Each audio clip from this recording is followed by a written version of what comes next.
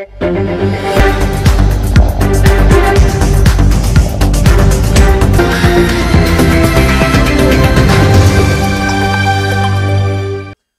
mboka Dr Tati mbote na mbote ndeko journaliste tokutani mokolo ya lelo po tobeta masolo etali bongo mboka na biso oyo tomoni ba actualité ezali toujours kobima ebele de partout ya kobanda liboso na émission na biso tokobeta masolo ezali bongo ya levé ya immunité na kati ya Sénat ya ancien chef d'État Joseph Kabila et puis na sortie médiatique na ye yango nde moto kosala actualité pardon émission ya biso ya mokolo ya lelo sinon à part ça boni basango ya République démocratique du Congo.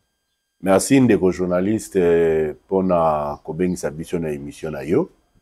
Natina ete toka bola makanisi na o etali très chère République démocratique du Congo na biso pe bongo parti na biso UDPS. Yambo ko répondre na émission na pesi mbote belé na chef de l'État pe bokasi na ye na ndenge azomemela mboka na biso et tozali sûr que c'est lui qui est le manation du très haut et l'homme de la relève pour le compte de la République démocratique du Congo. Sans oublier le meilleur et le vaillant secrétaire général, le seul honorable député national, Augustin Kabouya Chilumba, et aussi tout saluer Mingi Mingi, l'excellence Dr Samuel Roger Kamba, le ministre national de la Santé publique, Hygiène et Prévoyance sociale. Sinon, République démocratique du Congo, Kakandenge, Tozali Komona, Mboki Zali Kokende, envoie à trouver une solution pour une paix durable au chef de l'État initiaki. Et nous sommes sûrs qu'avec ça, ça sera un bon départ ou un nouveau départ pour le décollage de la République démocratique du Congo. Voilà, premièrement, Nakatia Sénat, Tolandi Naboke Binyonso, Nenge, président du Sénat, Samalukonde, et l'ongobani na bande kone nyonso ya Katia Sénat, ba sanganaki, pour ba beta lisolo, ba beta, ba développer sujet, il y a ba immunité, il y a ancien chef d'État, Joseph Kabila, et puis si bango pouvoir, ba longoli yango. Opposition, il y a Kolongolango, ils allaient être pour ba pesaye, na maboko ya justice, en fait, ba poursuivre ye. Commentaire nous allons ni par rapport à l'initiative. Je pense que les alliés initiative moko à louer et puis à encourager parce que d'ailleurs ce n'est pas une première qu'un honorable que ce soit sénateur ou député va lever ba immunité naïe. Toyebi et salema na baka ebele toyebi ba kaya ndeko na biso oyazalaki président parti politique DC je pense démocratie chrétienne ndeko Diomi Ndongala ba levara ba immunité na épée pour na kotika na maboko ya justice et beaucoup d'autres personnes.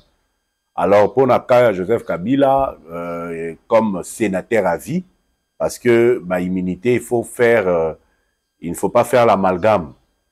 Bazo ba chaki commission en place pour élever ba immunité na cadre ya mandat na o azali na yango comme sénateur à vie par rapport ya ba grief oyo réquisition oyo justice et salaki to benga yango réquisitoire pour de telles raisons tout en a besoin ya mutu tel pona asamba devant justice militaire ne ou justice dans son ensemble ne yango moni commission ana et salaki musala balukaki ba contacter ndeko Kabila pona kotinde la mukanda aya mais malheureusement à se présenter quitté et même na kati ya plénière président ya Sénat ou ezali bongo ndeko Jean-Michel Samba Lukonde apesa ki voix na ndeko Kabila po ba yokaye mais malheureusement ba constater ki silence donc son absence était actée néomoni vote et le kaki 88 sénateurs ont voté pour que lever la immunité. Et l'ingi koloba que nous sommes maintenant dans une nouvelle république. Car ndenge chaîne na biso et bengamaka parce que mutu moko lisusuté a kokozala au-dessus de la loi ou personne a koki kokende ko bomba na mandat moko oyo ezopesa ye ba immunité pour que akima justice. Donc les loyo et la kisi qui soko sali mabe peu importe qui tu es, la justice peut se saisir de toi, peut rendre un jugement. Donc, de Joseph Kabila a que désormais, Azali à disposition, il y a justice militaire parce que Moussala Azali Kosala pour la destruction à Congo, aussi Mamandoki et autres, et là, qui que azali contre la République et justice il faut ezala sévère na mutu ya ndengo wana pour que bato mususu balanda nzela wana te. Voilà, constitution etikala kosimba maté depuis arrivé au soit avènement il y a Félix Antoine Tshisekedi Tshilombo na pouvoir a proposé qui va modifier ba proposé qui va ça la changement. Déjà à l'époque les gens se disaient que constitution ezali taillée sur mesure, il y a Joseph Kabila. Mais qu'est-ce qui fait qu'aujourd'hui il y a qui taillé sur mesure naie car il y a comme on a épais sous probabilité à lever ba immunité naie en fait à l'écana justice. Il y a qui taillé sur mesure il y a Joseph Kabila lorsqu'il était en fonction. Mais maintenant il ne l'est plus. Donc du fait qu'il ne l'est plus, ils ont profité les sous naïté. Mais il a sali que le roi Aza, le sous-président de la République, Aza siko sénateur, né na cadre qui sénateur, né ba immunité on est qui possible à la lever par compère naé au bazali honorable sénateur. Voilà. D'accord. Alors et puis nous parlons rapidement. Il y a statut naé, il est actuellement sénateur à vie. Oui. Est-ce que azo jouir na ba bien nyonso au ba sénateur tout bazo vivre na ngona kati ya Sénat ou bien il y a ezo représenté au-dessus il y a ba sénateur? Non, il est sénateur comme tout autre. Aspect à vie ezaka juste pour signifier que mutu oyo awuti kozala président de la République akoki kozonga lisusu te pour être comme toute personne lambda. OK? Ne ba pesiye titre wana il y a sénateur à vie. Ce n'est pas un mandat électif, il n'a pas été élu, mais il a été coopté parmi les sénateurs pour que Azala quand même dans moi standing au standard moro ya vie où il peut permettre à vivre quand même décemment jusqu'à sa mort. Mais na avantage nyonso au bas sénateur bazala kanango yépé à bénéficier nango ndenge moko. Voilà, une fois mandat il y a une fois plutôt ba immunité naie levée na Sénat. Directement, tu l'as dit à travers les réseaux sociaux, les proches naïe, un message que son excellence Joseph Kabila a s'adresser à la nation. Parlons d'abord, il y a forme et il y a phrase wana s'adresser à la nation. Qui a cette possibilité ou ce pouvoir de s'adresser à la nation? Déjà par le fait que son excellence il ne s'est jamais retiré de sa position de président de la République. Parce qu'il n'est plus son excellence, il est plutôt honorable sénateur. Là, il fallait loba honorable sénateur aligné à loba et pas à la nation. Parce que seul le président de la République a le devoir de s'adresser à la nation. Yangomoni Babenge, son excellence, va s'adresser donc à Moutou-Naye et penser qu'il est toujours président de la République démocratique du Congo. Est-ce qu'il est Moutou-Naye ou bien? C'est Moutou-Naye parce que il est Moutou. À sali allocution à monaki intitulé ou bien qualificatif au bapesa qui est. Il pouvait dire non, moi je ne suis plus excellence, je suis maintenant honorable. Honorable sénateur. Honorable sénateur. OK? Donc communication on a déjà la kisaki que les ali likambo moko ya mabe projet moko machiavélique o il ngaki bimana kati ya munoko ya Monsieur Kabila. Puisqu'il a parlé pendant plus de 40 minutes, où il qui est toujours debout, à détailler, à décortiquer, gouvernement en place, comportement nango, à décortiquer, stigmatisation, vous allez constat dans vous allez bon swahiliphone, à décortiquer, vous allez s'encaparer dans pouvoir. Et puis de l'autre côté, tout le monde directement panique à Wanakati, la capitale, la Kinshasa, un message où il qui bon. Il y a secrétaire général de l'IDPS, qui a accueilli puis le militant, il y a IDPS, il y a des connus qui sont IDPS, il y a permanence. Pourquoi à chaque fois que sorti il y a ancien président, et puis ça a toujours panique au milieu de Boloba? Qu'est-ce que vous sentez? Est-ce que vous sentez de plus en plus détaché de la population ou il y a une autre chose qui se cache derrière? Mais déjà, Tobana Koloba que c'était un homme ou bien Batubabande Koubengaye, professeur à l'université à Kara. Aujourd'hui, on comprend très bien que il fallait avant d'akanaenye parce que azaye na makambo Koloba te. Pour makambo nyon soit Koloba, ils allaient bêtises, ils allaient hérésie. Donc, ils allaient qui important avant la kimia Parce que Makamba Lobi, il a raté encore une fois l'occasion de se taire. Pourquoi? Parce que d'abord, il s'est suffisamment identifié comme l'homme qui est à la base, il y a déstabilisation, il y a RDC. Il a été clair dans ce qu'il a dit, que Yé, Azali, Kota Lanzela ya Goma, pona ayeba, na ko rétablir, na éviter na mécanisme nini, autorité de l'État, na éviter na ba arme nini yazali nango, na ba force nini o yazali nango, et l'inkoloba tout simplement que à s'appuyer sur ba rebelle, oyo yenda zali initiateur ya AFC, bar Nanga, bar M23 Nanga, pour dire que c'est à ce moment-là que je déclare officiellement la guerre contre la République démocratique du Congo. Mais il n'a pas déclaré la guerre, il a plutôt demandé au gouvernement en place de prendre en charge le processus de paix, il y a évêque. À l'objet qu'il y a pour rétablir l'autorité de l'État. Au rétablir en déni, parce qu'il y a déjà un État qui est là, une gestion de l'État qui est là. Il y a aussi la déni. Ceux qui ont déclaré guerre au travers agresseur, il y a M23. Mais est-ce que vous devez reconnaître que dans l'ère à passation du pouvoir, l'ancien président Attila Kibino Mboka, il est complet avec tous les territoires, mais actuellement, ce n'est plus le cas. Mais oui, parce que il y a des moutaïs au côté pour attaquer le Congo. C'est ce que je viens de dire qu'il a déclaré ce guerre dans le Congo. Parce que Attila Kibiso plus de 500 milices. Il y a des groupes armés dans l'Est. Les autres, ils ont bango sous mingité, mais ils ont moko où ils allaient toujours en mouvement, échanger à Bakombo, et où tu as CNDP, et comme M23, et comme AFC, ils ont même les locaux où ils allaient jeunes naïe moko, manœuvre naïe moko, yaye, monsieur Kabila. Donc, c'est pour cela, la justice militaire est qui n'a beau senga naïe, on a éclairé biso, a éclaircir biso sur Bamakambouana Nyonso. Et là, on a maintenant des éléments de preuve où ils allaient, là qui sait que c'est Kabila qui est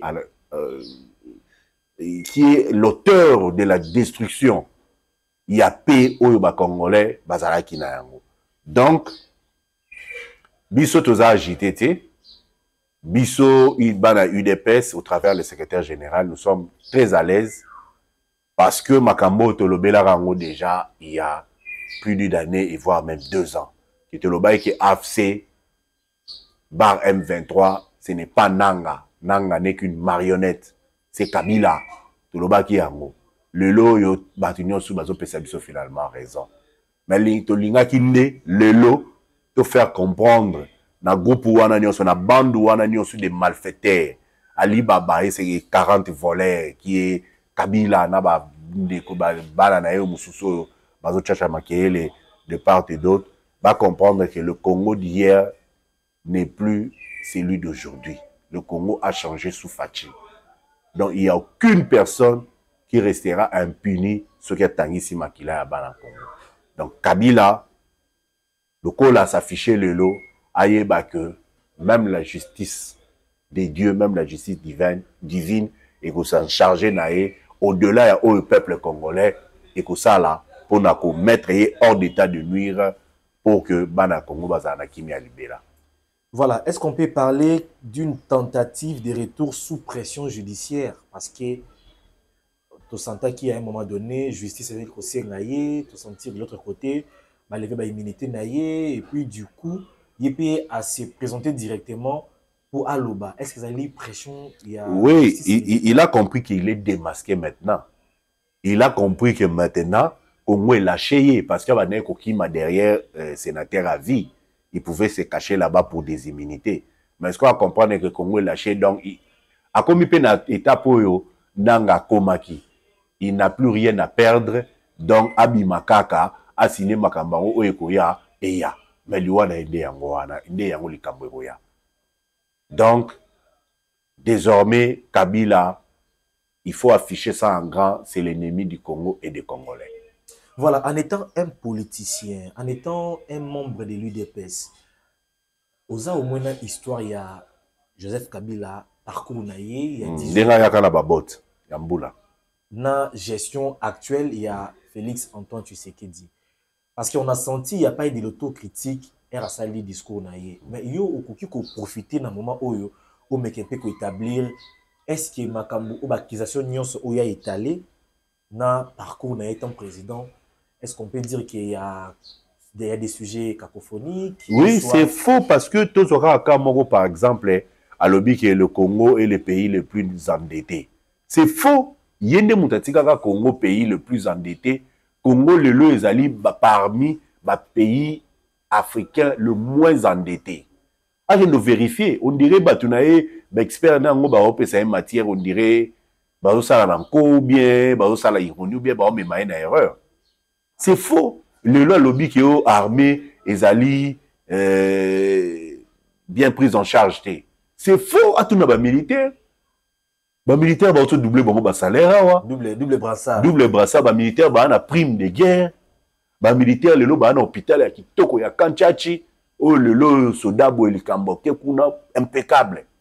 Au tozo bongisa ba hôpital mususu un peu partout. Les militaires le na cadre service national. Bazali bien équipé, bazo vivre.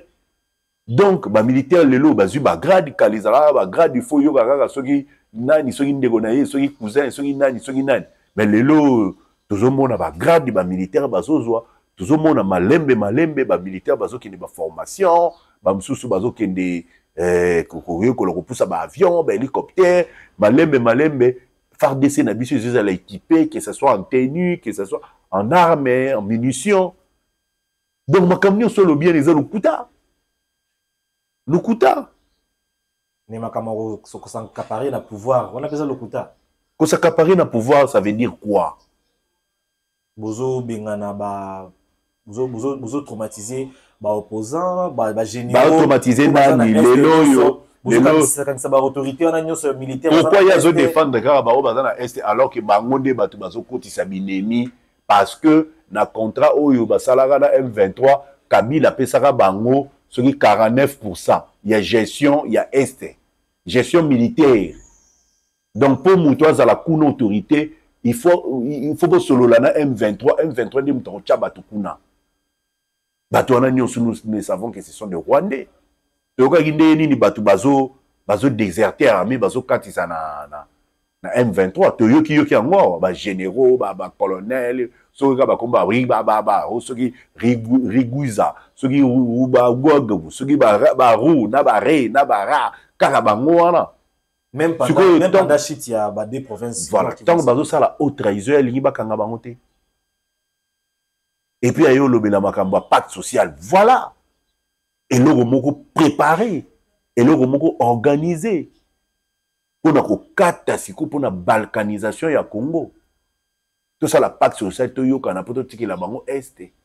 Est-ce que pacte social na nengo zomoni la ngozali plan proposé par Joseph Kabila à travers c'est un chef plan religieux de Kagame. Kagame, pas Kabila. Mais au travers Kabila, l'élément de Kagame au Congo c'est qui? C'est Kabila. L'élément ya Kagame. Donc les alliés maele ya Kabila parce que Kabila n'a pas une tête. C'est comme opposant Kabila Zalina ma avocat na place un cerveau. Nous moni Kagame a préparé plan na yon a pesi Kabila ya faire gober yango ba sango na biso na ba episcopo bazali kotambola bazo kende Rwanda bazo kota ba Goma bazo yambala na bananga bazo kende ba na ba Kenya iska ba binemi ba Congo. Donc tout ça nous avons compris les jeux. Donc, batika ko distraire biso, tozo tali la makambo ezo le kana États-Unis, kunande tozo si sa makambo une fois pour toutes pour que Congo soit paix durable.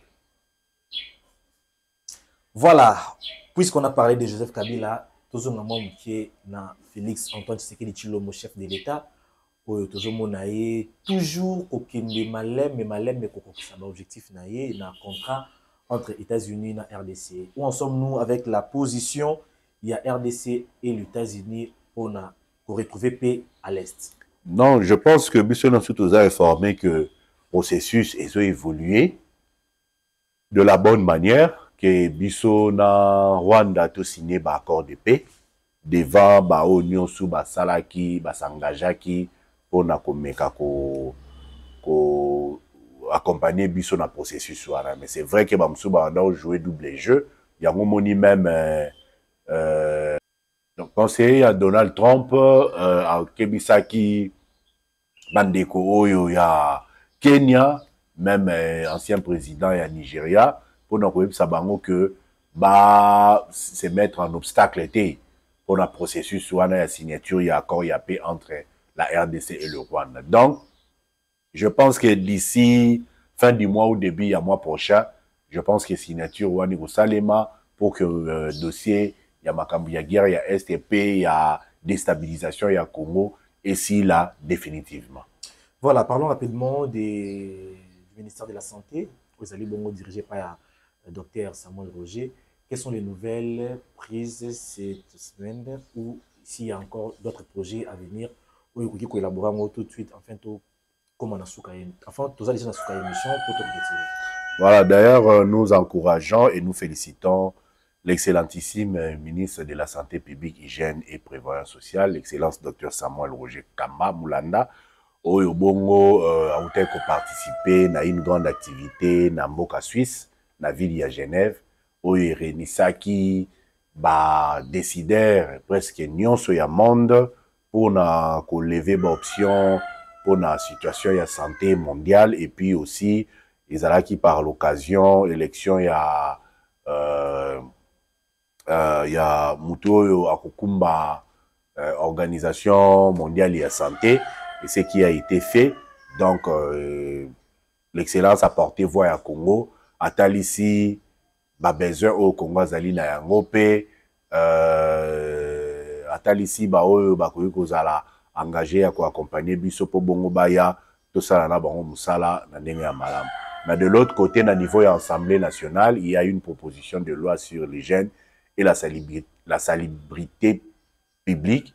Oyo ezala qui proposé na quelques honorables députés. Oui, ça l'est mis porté par ils allaient proposer et puis porté par honorable docteur Mabindi Koloboro, azali pe docteur parce que yepé azali autour ya ba loi ya ndengo wana nde tozozela et ils allaient verser dans le gouvernement pour gouvernement pe atina ba technicien na de manière à ce que ba technicien na pe ba apporter ba amendement et puis koye bandenge nini ya ko orienter en pour l'intérêt de notre ministère sectoriel qui est le ministère de la Santé publique, Hygiène et Prévoyance sociale. Na yango wana to pesi encouragement ebele na directeur de cabinet qui conduit en tout cas processus wana tango ekokoma na nini na kati ya gouvernement pe bongo makambo nyonso ministre azali kosala o etali bassainissement affiché ba suivi des accords au gouvernement ezwaki dans le cadre ya secteur ya santé na bon syndicaux. Donc c'est tout ça là que nous sommes en train de mettre ensemble pour nous répondre positivement et efficacement à nos besoins. Il y a des cadres et agents, il y a secteur, il y a santé. Donc équipe Mobimba ou il y a cabinet zali ko accompagner ministre to pesi bango makasi to pesi bango ba encouragement pe bongo to sengi na bango ba continuer na nzela wana po yango de mutu mema changement dans le secteur na biso ya santé pour que le ministère de la santé et la lisusu ministère consommateur des recettes mais ils ont plutôt ministère où ils ont générateur des recettes. Donc abana kokota bon belé na cadre il y a trésor public pour que ministère a spécifié aussi n'a pas besoin na yemoko. Voilà, merci. Mot de la fin si yana. Mot de la fin na sengi na ba combattants et combattants nyonso lelo bazala bongo na permanence na biso ya limité 11e rue. On a un message où le meilleur et le vaillant secrétaire général, l'honorable Augustin Kabouya Chilumba, président AI, a coupé ça, na biso base, fait orientation claire, pour te bandeni ni, tokotambola na mekolo ezali koya politiquement. UDPS, c'est viva, pe bana c'est une nouvelle génération, bote belé, na ba président Cédric Nyonso, il y a ville province, il y a Kinshasa, il y a République, et ensuite il y a Monde Mobimba, na Bisika Bazali. Merci mon amboka. Merci na journaliste.